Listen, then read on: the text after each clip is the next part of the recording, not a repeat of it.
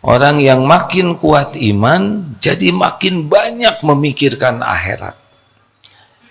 Makin yakin ke akhirat, kehidupan akhirat, maka dunia ini makin ringan. Orang yang kurang iman, dihitungnya duniawi terus. Kalau mulia, mulia dunia, tidak mikir kemuliaan di akhirat. Kalau kaya, kekayaan di dunia, tidak memikirkan bagaimana nikmatnya punya kekayaan akhirat.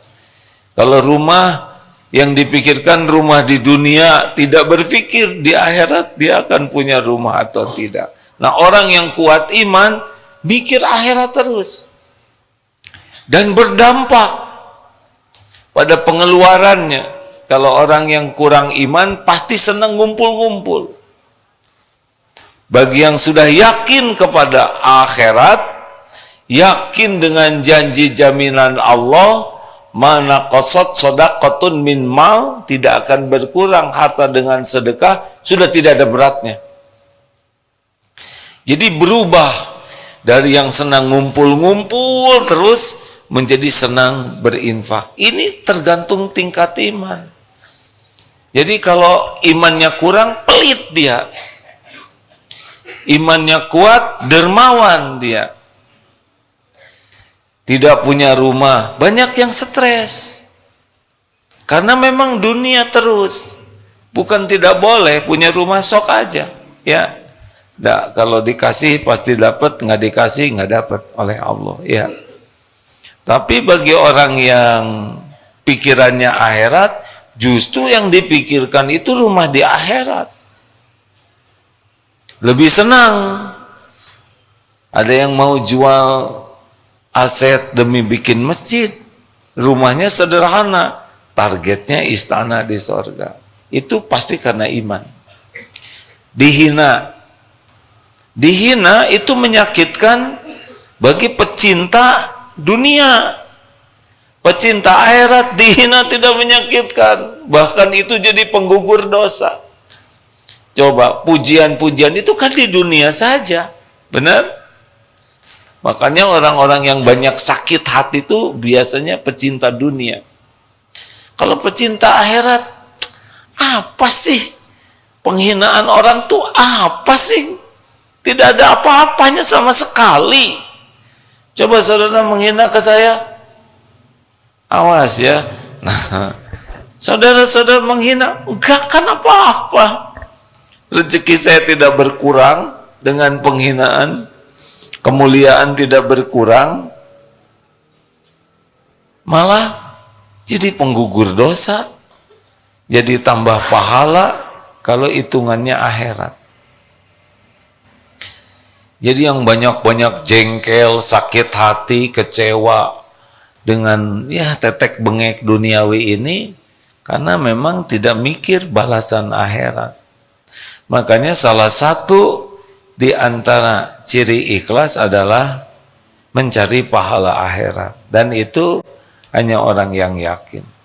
Kalau tidak yakin ya dunia saja, riweuh. Gini hadirin, ini diulang sedikit ya. Biasa bab rezeki. Nggak selesai ini cerita rezeki sebab ini kepikiran bagi sebagian orang. Bagi yang kuat iman, kalau sudah ngomong rezeki itu sudah satu aja yang dia pikir tuh, Allah. Allah yang membagi, Allah yang memiliki, Allah yang membagi sesuka Allah. Kapan waktunya, berapa jumlahnya, lewat siapa, di mana, terpikir, tidak terpikir oleh kita, nggak ada masalah. Kalau Allah mau ngasih rezeki ke kita, nggak harus kepikir. Begitu juga kalau Allah mau ngambil, ya nggak kepikir-pikir, tiba-tiba nggak ada aja motor, ya.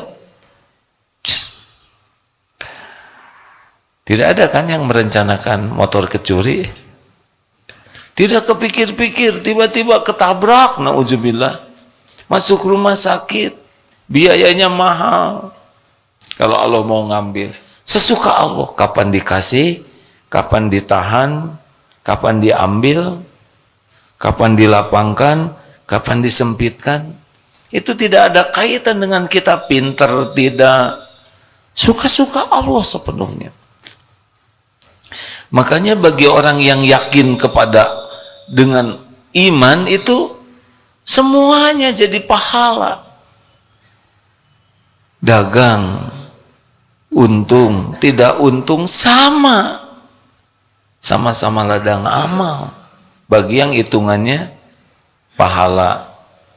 Tapi bagi yang hitungannya dunia, rugi saya hari ini nggak laku, gitu. Rugi aja. Dan ngomong rugi itu nggak pernah senyum. Rugi. Nggak ada yang rugi, hari ini nggak ada. Nggak nyambung. Bagi orang yang kurang iman, ribet sekali masalah dunia ini.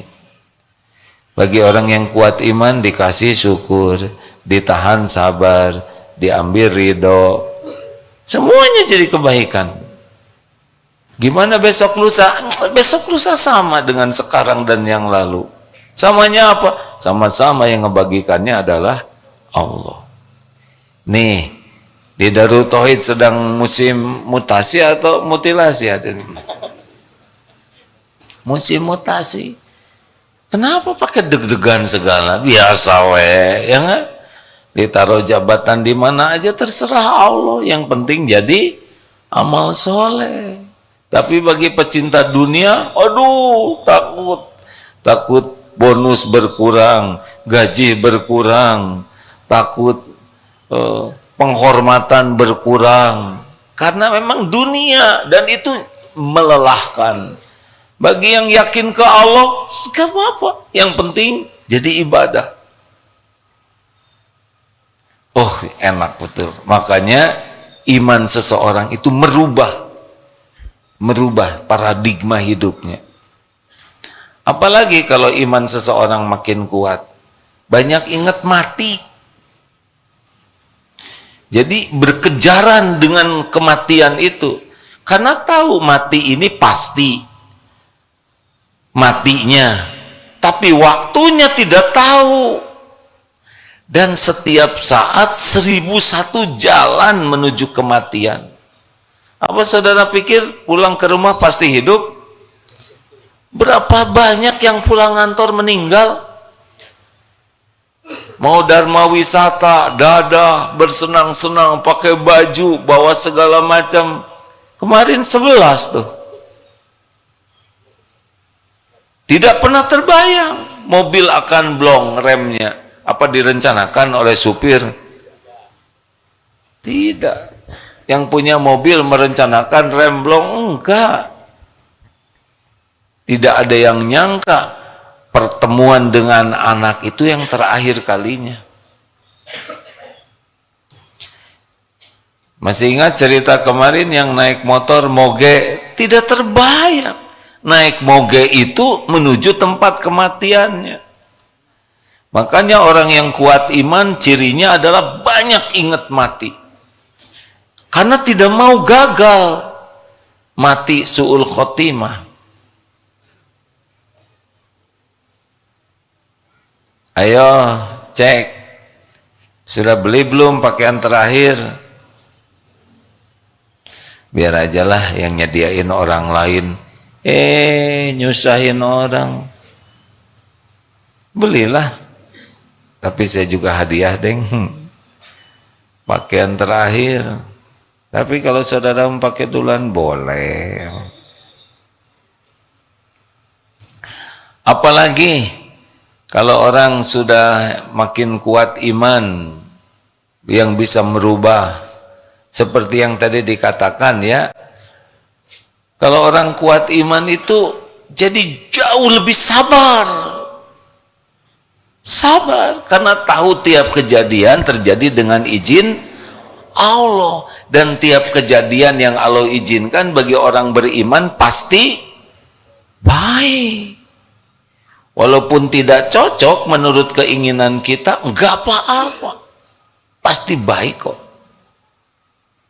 Karena yakin Allah Maha baik dan yakin selama ini Allah berbuat baik kepada kita.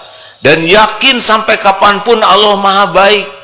Dan kita milik Allah. Kalau Allah berbuat sesuatu, pasti yang terbaik. Walaupun tidak cocok dengan keinginan kita, enggak apa-apa. Jalanin saja.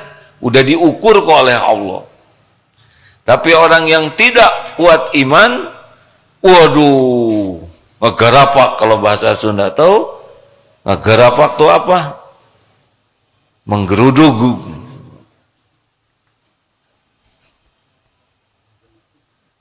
Kan menggeruduk, menggarapak.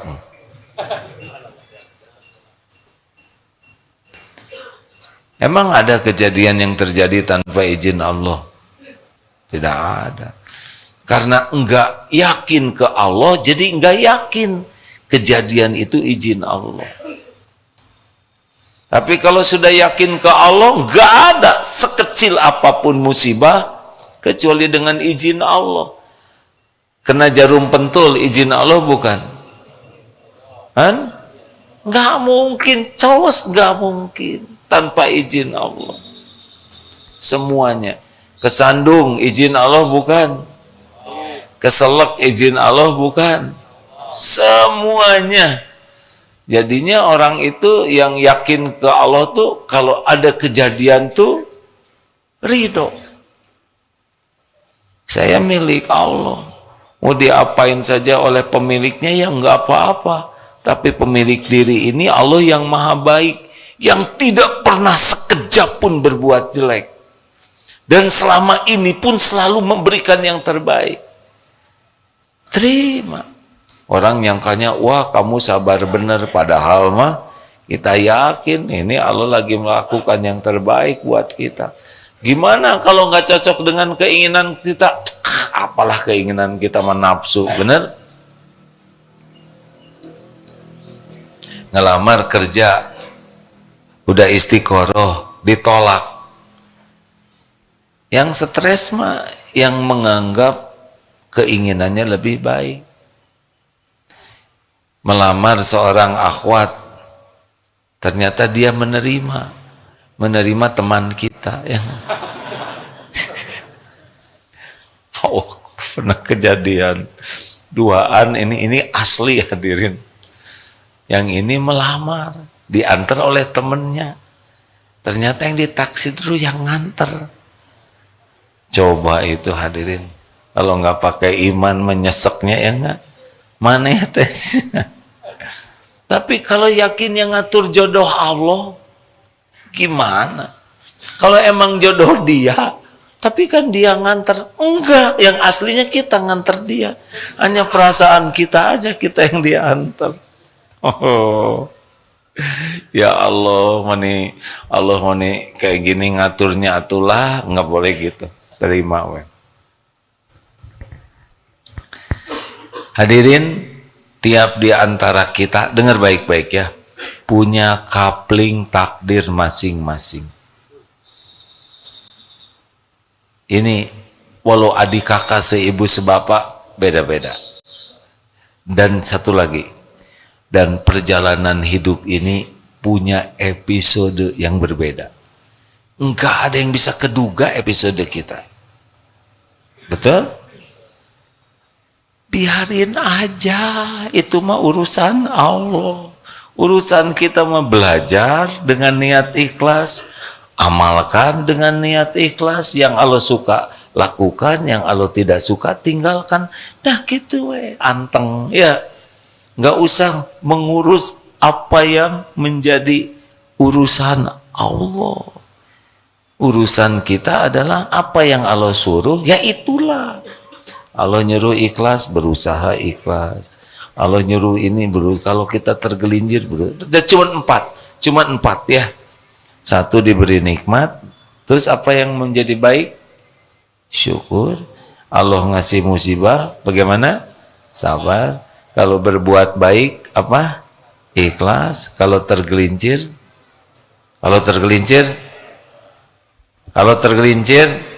salah, bukan tobat. Segera tobat, enak aja. Keburu mati kan? Kalau udah sakaratul maut, tobat nggak diterima. Gitu dah nggak ribet hidup mah. Ribet mah nafsu. Saya lihat ini wajahnya sudah agak lama di dunia ini.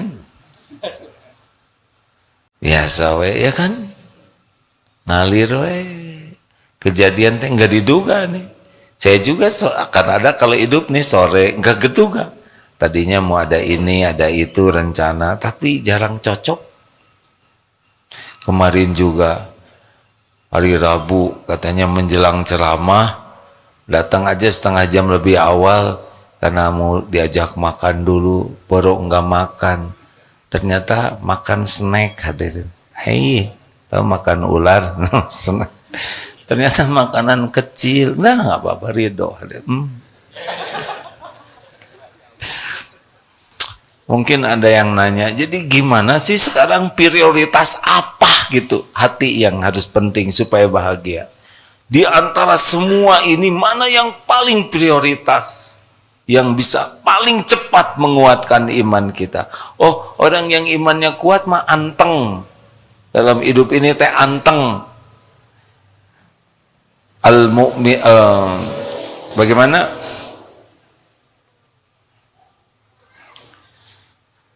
Ajaban di amril mu'min inna amrohu kullahu khair. Sungguh menakjubkan keadaan orang yang beriman. Urusan orang yang beriman. Pokoknya keadaan apapun baik aja buat. Jadi ngariwe dan semuanya jadi kebaikan. Kalaupun harus mati, ya udah. Dan kita meninggalnya juga udah pasti, benar? Kalau ada yang meninggal keluarga sedih, wajar. Tapi tetap ridho ke takdir. Yang membuat menderita tuh adalah tidak nerima takdir. Nah, kalau boleh saya menyarankan yang luar biasa harus kita perjuangkan adalah dua. Satu, ikhlas. Dua, tawakal. Ini rahasia tauhid yang utama. Karena dua inilah setan tidak mampu. An-Nahl 9:9 ya. A'udzubillahi minasyaitonir. Innahu laisa lahu sultanun 'alal ladzina amanu wa 'ala rabbihim yatawakkalun. Innahu sesungguhnya dia si setan ini laisa lahu sultan, tiada kekuasaannya setan ini kepada orang yang beriman dan bertawakal. Kalau yang surat Shad 8283 gimana? Nah itu intinya illa kecuali. Jadi setan iblis itu berkata, demi kemuliaanmu saya akan menyesatkan ugyannahum ajma'in, mereka semuanya illa kecuali ibadaka min humul mukhlasin, kecuali orang yang mukhlas. Jadi setan nggak berdaya. Nah kalau mau punya target ngejar yang dua ini nih, jadi orang ikhlas, jadi orang tawakal. Ini ada kesamaan tapi ada bedanya. Samanya apa? Ini bukti tauhid nih. Gini hadirin, ikhlas itu melakukan apapun niatnya mencari ridho Allah, satu saja, agar Allah yang maha melihat, yang maha menyaksikan, Tuhan saya ridho. Bolehkah ingin pahala akhirat? Boleh. Ini termasuk bagian dari keridhoan Allah. Ya Allah, saya lakukan ini. Jadi berbuat niatnya ridho Allah, itu ikhlas. Kalau tawakal bersandar. Ada yang bersandar ke gaji, ada yang bersandar ke perusahaan, ke aset, ke tabungan, ke orang tua, ada yang bersandar ke suami, ke istri, ke kepinteran, gelar, prestasi, relasi, keahlian, ikhtiar, Banyak yang disandari selain Allah. Dan ini pintu tipu daya setan. Makanya lepas dari bersandar ke makhluk, berharap ke makhluk, itu kunci besar yang membuat orang bisa tidak digoda oleh setan. Sok yang bersandar sama suami, pasti itu banyak berantem ya, karena suaminya sebagai sandaran. Betul tidak? Yang bersandar ke gaji, bersandar ke jabatan, bersandar ke tabungan. Tenanglah, saya punya keahlian. Nah, bersandar ke keahlian. Saya akan kerja keras. Kasih aja tipes, kerja keras gimana kan? Saya ini otaknya cerdas, kasih kulit pisang, kepleset, beledag, lupa.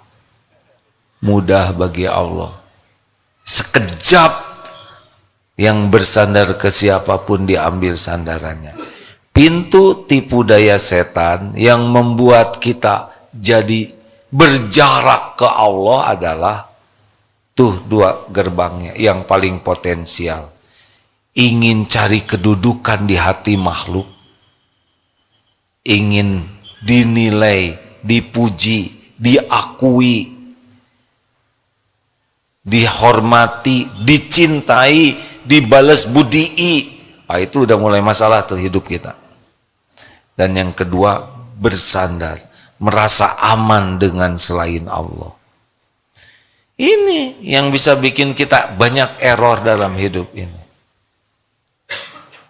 Ayo, benar apa benar? Ini harus mujahadah serius ini, berlepas dari ingin dinilai makhluk.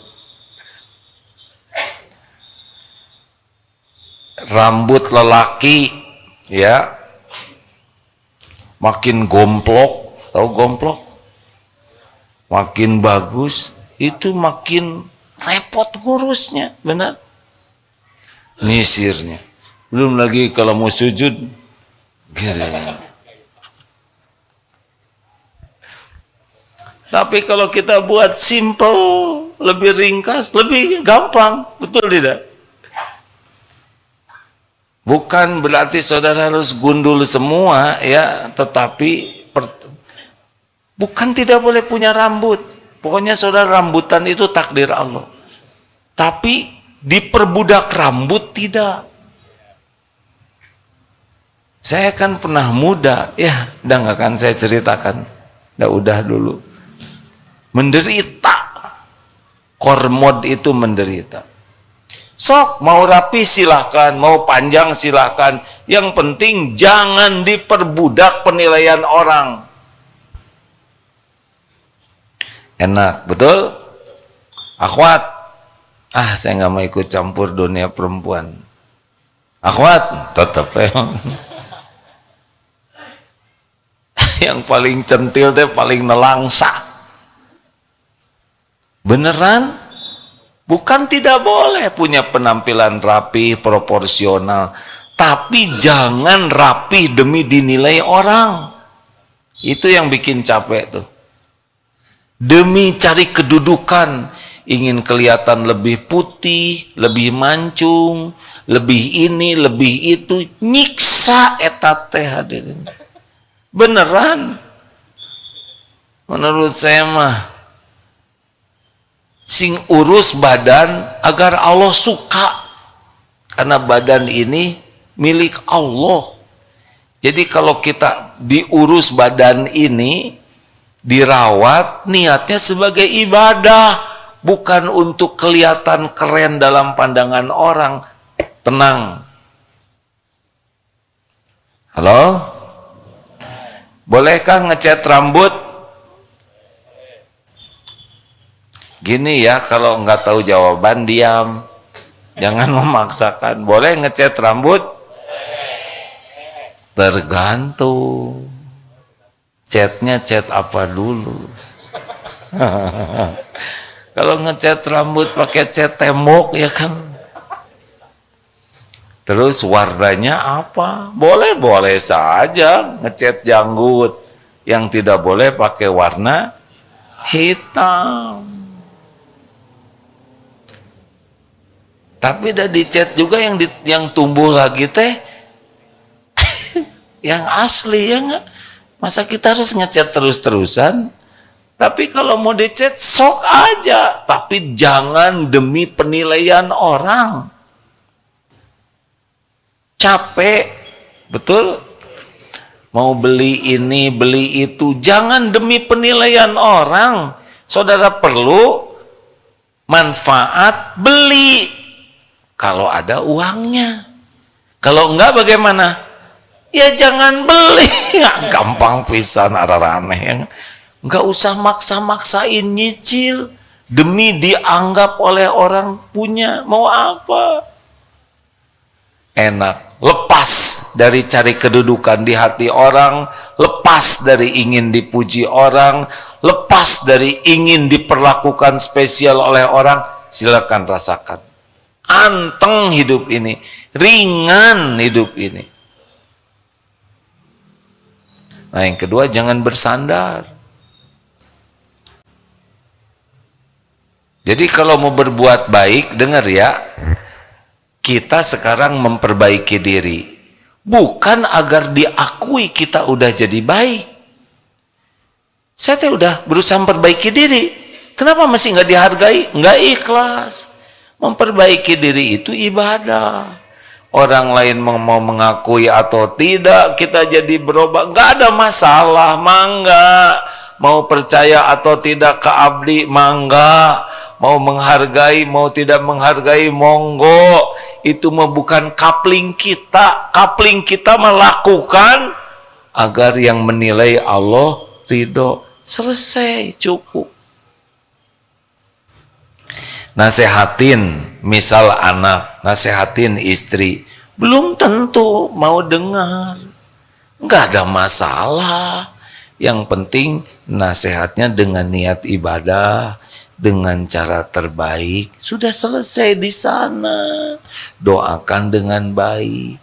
Dah, yang ngerubah kan bukan kita. Benar? Ngasih tahu suami gitu lagi. Ya kalau langsung berubah semua, nggak ada pahalanya ngasih tahu, benar? Misal sekarang ceramah tentang ikhlas, terus semua ikhlas sekaligus, terus saya gimana? Siapa yang dengar? Berarti itu ikhlas, ya kan? Pengen didengar. Udahlah hadirin, dunia ini mah ribet itu kalau berharap dari selain Allah.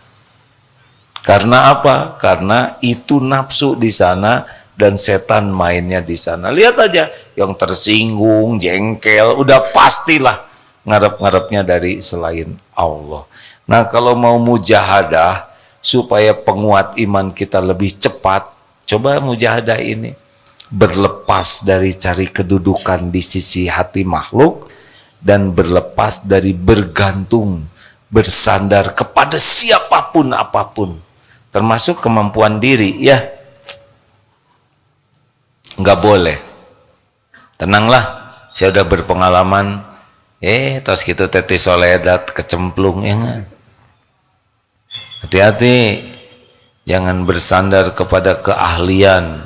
Kita harus belajar, berlatih sebagai saya tidak boleh berharap sebagai ibadah. Kenapa kita belajar? Ibadah. Apakah belajar menjamin kita? Enggak. Yang menjamin kita siapa?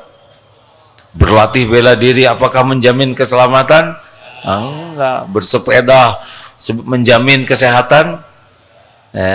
Maut, ya kan? Semua yang bersepeda meninggal akhirnya. Betul? Makan obat menjamin kesehatan? Tidak. Yang menjamin itu Allah. Makan obat, vitamin, olahraga, perawatan itu diniatkan ibadah. Nah, jadi lebih ringan. Udah olahraga terus sakit, ya enggak apa-apa. Tinggal tobat aja. Siapa tahu olahraganya berlebihan, olahraganya niatnya salah, olahraganya caranya nggak benar, jadi ditegur oleh Allah, tobat. Gitu hadirin, jalanin we hidup mengalir terus sampai kita meninggal. Udah pasti banyak episode yang tidak diduga, ya kan? Tenang we. Siapa yang menduga di Ukraina perang? Tidak ada. Di jalur Gaza perang begitu, ya. Tapi yang beriman teguh mah nerima. Yang menderita mah yang kurang iman aja, dimanapun juga. Kalau untung menderita atau bahagia? Untung uang nih, menderita atau bahagia? Bahagia mah kalau punya iman. Saudara tiba-tiba untung 10 miliar, stres nyembunyiinnya, ya enggak? Belum takut ketahuan pajak. Aduh, stres. Apa kalau punya sepatu bagus pasti bahagia? Ya, dipakai ke masjid itu hadir. Digantung di sini dua. Bahagia mah sederhana. Iman makin kuat, makin bahagia. Kesibukannya diniatkan jadi ibadah baru bahagia. Udah cuman di sana, nggak ada yang lain. Nggak ada yang lain. Dunia mah cuma ujian. Teng, ada pertanyaan? Assalamualaikum warahmatullahi wabarakatuh. Assalamualaikum. Mau bertanya. Silakan. Kalau kita tidak berikhtiar, kita hanya menyebut rezeki itu hanya Allah yang mengatur. Tapi kita selama ini tidak berupaya untuk mencarinya. Dan salah satunya juga dengan jodoh. Bagaimana pendapat AA begitu? Cobain aja. Diam aja ya. Nanti datang calon mertua. Oh iya, nu cicing itu jadi. Enggak. Cobain aja. Siapa teh? Dua ulama ya, Imam Syafi'i dengan gurunya yang berbeda pendapat tentang rezeki. Saya mohon maaf kurang akurat kalau tidak begitu tepat, tapi maknanya ya, ini guru dan murid. Kata muridnya harus ikhtiar baru ketemu rezeki. Kata gurunya, kalau kita yakin ibadah kita benar, ikhtiar kita dibimbing Allah, rezeki datang. Lalu muridnya ini ada yang minta tolong metik anggur kalau nggak salah. Akhirnya, wah, ikhtiarlah metikin anggur, dikasihlah hadiah. Oleh nih, saudara sudah ngebantuin anggur hadiah. Tuh kan, kalau ikhtiar mah dapat anggur. Datanglah ke guru beliau, Syekh, kata saya juga harus ikhtiar. Saya kalau tidak kerja, gak ada yang ngasih. Nih hasilnya, coba saya nih rasakan. Kasihin aja ke gurunya. Ya, gurunya, tuh kan, datang sendiri ya kan. Apa yang membedakan? Makomnya. Kalau gurunya ini, selain yakin, waktunya banyak dipakai belajar dan ngajar. Selain untuk ibadah. Jadi tidak ada waktu yang tersia-sia kecuali untuk patuh ke Allah. Walaupun tidak menjurus ke mengejar rezeki, tapi ikhtiarnya adalah dakwah, ngajar, dan ikhlas, tawakal. Ikhtiar lahir batinnya sempurna. Jadi tidak harus menjurus kepada anggur itu. Didatangkanlah anggur. Jadi gurunya ini tidak diam. Kalau diam juga ada dia, misalkan di masjid culang cileng, maling ya, malah disangka mal. Dalilnya begini Pak, dengar ini dalil orang yang kuat iman ya. Al mu'minul qawwi khairun wa ahabbu ilallah minal mu'mini do'if wa fi kulli khairun.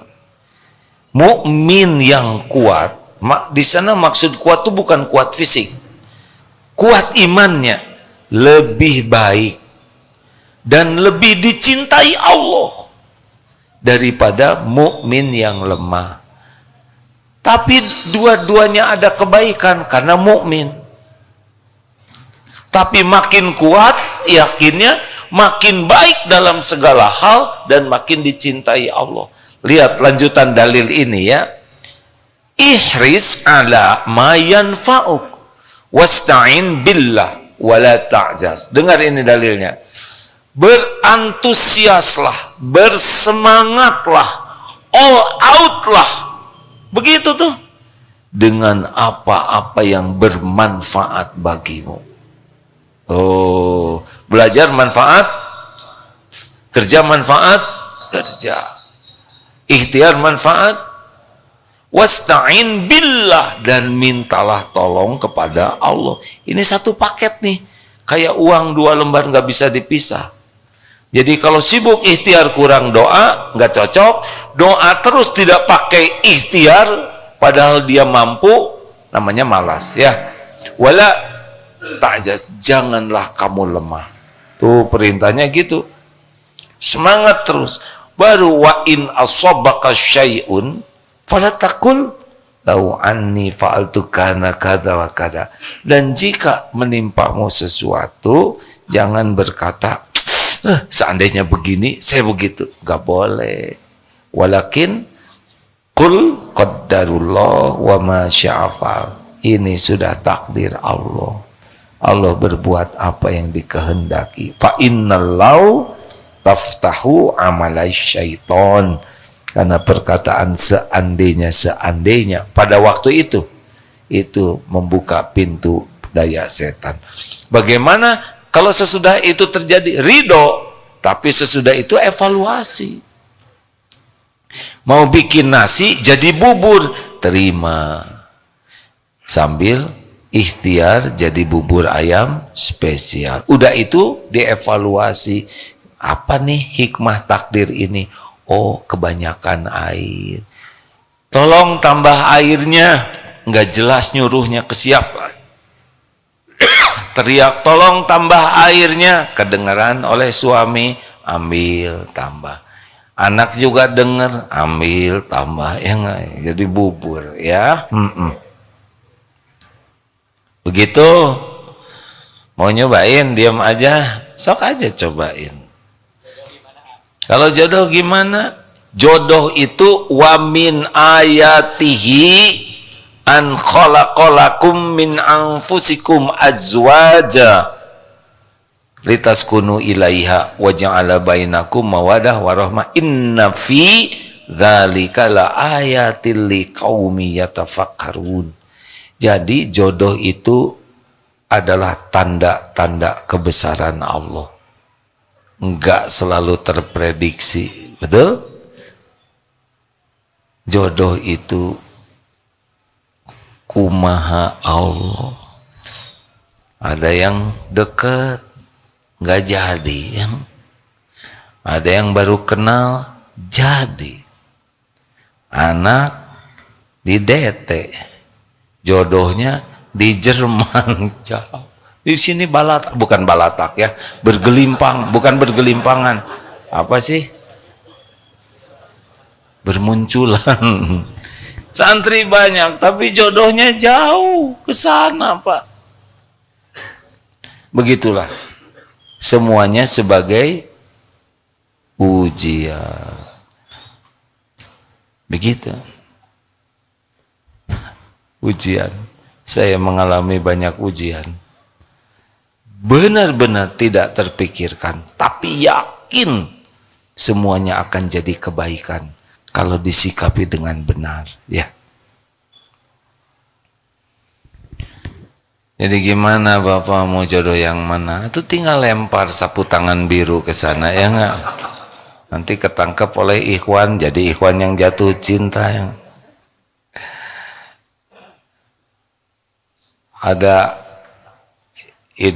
ada seseorang ganteng, rupawan, banyak uangnya, pengusaha restoran, tetap padahal yang beli banyak, yang mau sama beliau mau ada, tapi yang jadi nggak ada. Ujian. Ada dokter juga rupawan, begitu, yang naksir banyak, yang jadi belum. Allah yang uji semuanya. Dan tidak tergantung wajah. Kalau yang punya jodoh yang cakep semua, berarti kita nggak punya jodoh dong, ya. Ya benar lagi. Di Darul Tauhid juga, ampun ini Pak. Ikhwan yang nikah, belum nikah banyak. Akhwat yang tinggal jebet-jebet aja. Keinginan kiai tanya, cik atuh jebet, tapi daya ngejebetinnya siapa dari ini? Ada jebet-jebet, ini mau sama dia, dia mau muntah, ini gak bagus.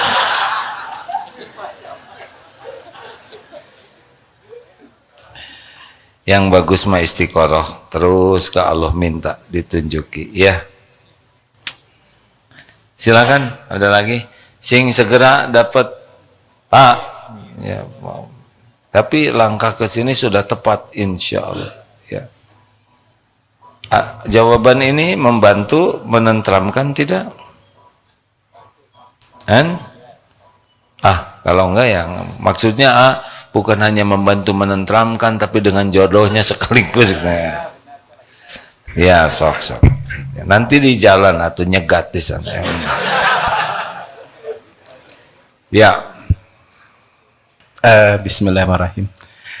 Di awal AA menyampaikan rasanya semangat profesional itu, kemudian kesungguhan, terampil itu kurang dikedepankan. Maksudnya lebih ke tawakal, Allah, takdir, qadarullah gitu ya. Nah ini khawatirnya mungkin juga di kesempatan di radio juga ya. Jadi gimana Allah aja. Yang dikhawatirkan nanti etos kerja, semangat, kedisiplinan. Mungkin kalau di lingkungan DT mah udah gitu. Cuman ini ketika kami diskusi juga di kantor, lebih ke pasrahnya gitu. Cuman mungkin hanya sebagai masukan. Alangkah indahnya ketika yang didorong itu sebuah kesungguhan, disiplin, tepat waktu, sehingga layaklah kita ini mendapat takdir baik. Itu aja barangkali ya masukan. Syukran. Terima kasih masukannya ya. Nuhun jazakallah. Ingin ngebela diri ya. Lihat di Darul Tauhid kayak. Tapi saya tidak mau membela diri. Teman-teman di sini telat sejam, telat semenit, sama atau tidak? Sama-sama apa? Sendal di sini berantakan atau rapi? Kenapa harus rapi? Karena rapi itu amanah dari Allah. Tapi saya yakin Pak, orang-orang yang ikhlas dan tawakal akan dibimbing oleh Allah. Karena jaminan Allah, wa may yatawakkal 'alallah fahuwa hasbuh. Jadi kalau hanya cerita orang ini tawakal pasrah ke Allah, pasti dibimbing oleh Allah. Kalau malas dengan tawakal itu beda kapling. Jadi kalau orang udah tawakal, udah mesti dia akan jadi bagus ikhtiarnya. Karena Allah janji akan membimbing. Gitu. Jangan membayangkan orang tawakal itu jadi malas, salah. Justru orang yang pasrah itu yang kerjanya bekal efektif dan efisien. Sebab dibimbing oleh Allah. Ini mah tawakal enggak, ikhtiar enggak, ya enggak. Mana yang lebih hebat kerjanya? Pasti yang tawakal. Kenapa lebih hebat? Karena dia efektif hatinya, tidak akan cari muka, tidak akan cari penilaian orang, tidak iri, tidak dengki, tidak ujub. Allah aja. Oh, Allah suka. Orang-orang yang ikhlas dan tawakal mah bagus kerjanya tuh. semangat terus dibimbing oleh Allah. Jadi kalau ketemu orang malas atau kurang ikhtiar, pasti tidak tawakal ya. Gitu. Ini mah bukan bela diri ya, karena saya nggak mau menjelaskan, udah barusan. Pemahaman tawakalnya yang kurang pas. Barusan kan jelas, dalilnya lengkap ya. Orang yang paling kuat tawakalnya, paling all out dalam semangatnya. Dan semangat doanya, dan wala ta'jaz, tidak lemah. Terakhir, penanya terakhir. Assalamualaikum, A. Waalaikumsalam warahmatullahi wabarakatuh. Izin bertanya, A. Sudah nikah belum? Belum. Ya enggak apa-apa. Gak mau. Tenang semuanya. Tenang, jangan berbaring, Pak, biasa aja. Astagfirullah, ampun ya Allah. Pengen bertanya. Jadi tuh akhir-akhir ini saya itu merasa pesimis dan tidak percaya diri sih. Karena saya ngerasa untuk mengejar surga itu rasanya susah sekali gitu ujiannya. Saya merasa tidak bisa mendapatkan surga yang terbaik, bahkan surga kelas ekonomi sekalipun gitu, A. Jadi gimana ya cara menambah rasa percaya diri kalau saya itu bisa mendapatkan itu gitu. Karena sangat berat sekali sih semenjak saya nyantri di Deki sih. Terima kasih. Kenapa jadi ribet begini? Ana inda dhanni abdi bi, aku sesuai dengan prasangka hambaku. Kalau mau nyangka berat ya berat. Masa Allah nyusah-nyusahin kita? Perintahnya juga sederhana. Belajar lalu amalkan, cuman segitu. Belajar ilmu agama terus amalkan dengan ikhlas. Kalau ini dilarang ya jangan, karena itu bikin sengsara dan celaka. Kalau ini disuruh ya lakukan, karena itu bekal bahagia dan mulia. Terus susahnya di mana? Susah sih dikit. Dah kan berkurang dikit ya kan. Sebutin susahnya yang mana? Banyak sih sebenarnya. Ya yang mana? Sebutkan yang mana? Yang mana yang bikin pesimis tuh? Yang mana? Banyak banget sih sebenarnya. Iya, yang mana banyak? Itu sebutkan satu aja. Ini deh sholat sama banyakin sholat sunnahnya itu sih kayak berat banget buat saya. Gak usah banyak-banyak. Kalau gitu yang fardu yang bagus dah. Seneng? Nggak begitu tapi nggak apa-apa sih, benar. Atau kalau gitu mah nggak usah pengen ke sorga. Kalau memang yang fardu aja udah nggak mau, ya kan? Mau, insya Allah. Bahagia itu ada pada sholat. Jadi kalau nggak mau sholat artinya tidak mau bahagia. Kan ada yang nggak mau menderita. Nah, menderita itu ketika kita banyak maksiat, tidak mau taat. Bahagia itu ada pada perintah Allah. Contoh, mana yang bisa bikin bahagia? Marah-marah atau menahan amarah? Orang marah-marah terus pasti nggak bahagia. Mana yang bikin bahagia? Pemaaf atau penuh kedendaman? Tuh, semua yang Allah perintahkan itu membuat kita bahagia. Udah mah bahagia di dunia, di akhirat dapat sorga. Jadi di mana ribetnya? Ada salah belajar kayaknya. Nggak ribet deket ke Allah. Satu kebaikan 10 sampai 700 kali lipat ganjarannya. Baru niat baik aja udah dikasih pahala. Berbuat dosa cuma 1 dihitungnya. Coba itu.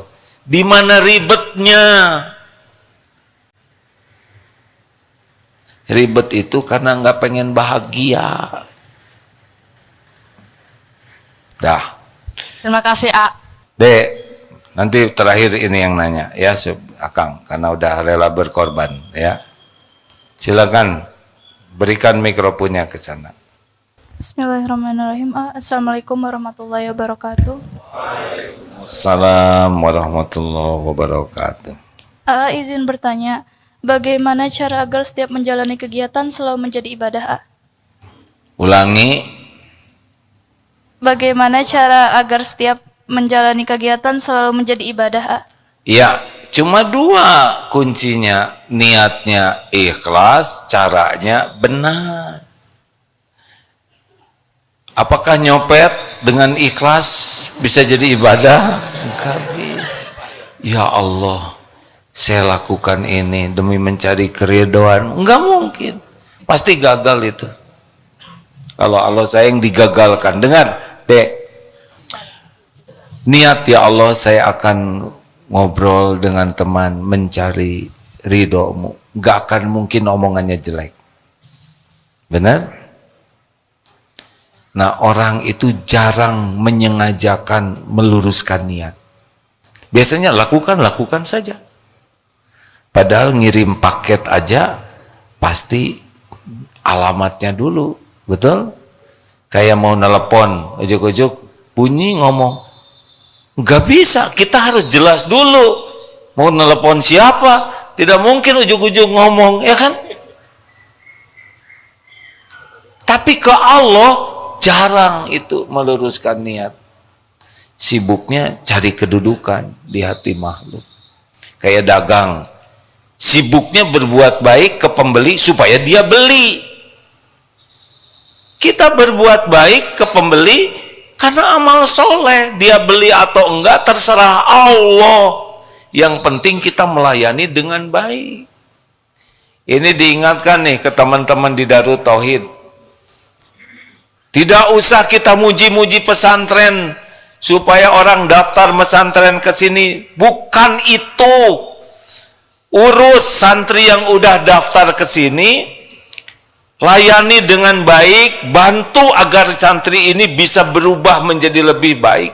Allah melihat, nanti Allah yang mendatangkan. Nggak usah muji-muji pesantren sendiri, biasa saja. Allah tahu komodal kita. Bicara apa adanya. Dan Allah yang menentukan. Gitu.